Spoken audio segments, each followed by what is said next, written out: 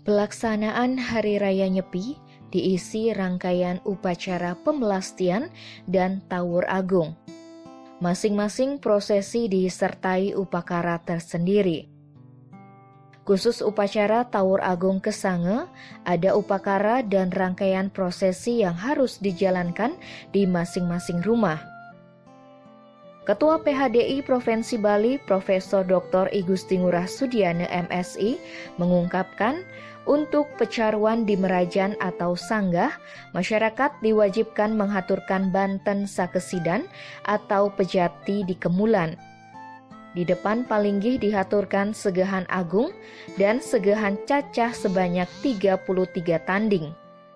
Segahan tersebut dipersembahkan untuk bute bucari. Sedangkan di halaman rumah dihaturkan segahan mancewarna sebanyak 9 tanding.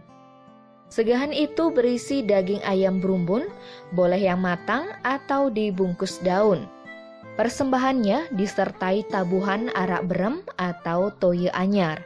Segahan dan siap berumbun ini dihaturkan kepada sang bute raja dan kale raja. Sementara di pintu masuk atau gerbang rumah dipasang sanggah cucuk berisi banten peras, daksine, tipat kelan, dan arak berem serta toye anyar. Lalu di bawah sanggah cucuk dihaturkan segahan cacah sebanyak 100 tanding, maulam jejeroan, matah, dan segahan agung disertai arak berem dan toye anyar.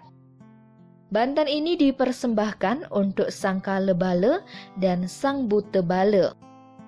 Usai melakukan pecaruan di lingkungan rumah dan merajan, masyarakat yang telah menek kelih harus natap banten pabeye kale, prayas ciste, dan sesayut di halaman rumah. Tujuannya untuk pembersihan. Setelah natap, barulah melaksanakan mebubu dengan menyulut keraras atau obor dan membuat berbagai bunyi-bunyian. Tim Bali Express melaporkan.